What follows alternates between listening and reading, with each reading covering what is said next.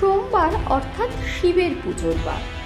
শিবের পুজোর দিনে মহাদেবের স্মরণে হুগলির বিজেপি প্রার্থী লকেট চট্টোপাধ্যায়। এদিন ছিল তার ধনেখালিতে প্রচার।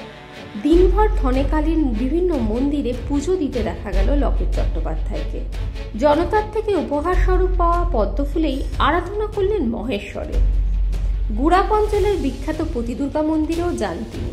দিনভর শিব পুজোয় মগ্ন লকেট।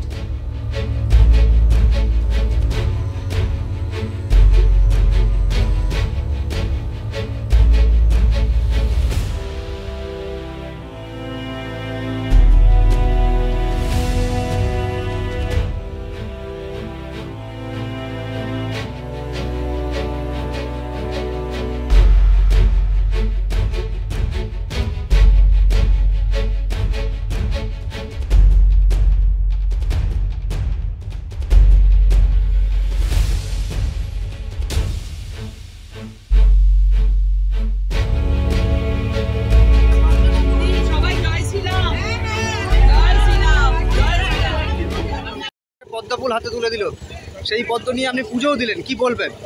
ভালো লাগছে, যে অনুভূতি আলাদা।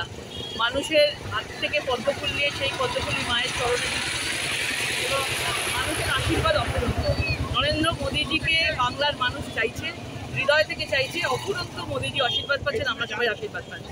মেঠো পথ দিয়ে বাইকে চেপেও ঘুরলেন, কি বলবেন? হ্যাঁ, ভালো লাগছে, কারণ আমাদের হুগলির মানুষ তারা চাইছে যে সবাই তাদের সাথে দেখা করুক, কথা বলুক, এবং যেভাবে আজকে বাংলায় কোনো উন্নয়ন পর্যন্ত করেনি সেটা পুরো তারা দেখাচ্ছে। বিভিন্ন জায়গায় গিয়ে তারা রাস্তাঘাট দেখাচ্ছে, তারা পানীয় জলের ব্যবস্থা পর্যন্ত নরেন্দ্র মোদী করেছে, নিজেদের কাছে পানীয় জল পৌঁছাচ্ছে। প্রধানমন্ত্রী আবাস যোজনা টাকা দিয়েছে কিন্তু কেউ বাড়ি পায়নি, এইসব অভিযোগ আসছে, আমি অভিযোগগুলো শুনছি।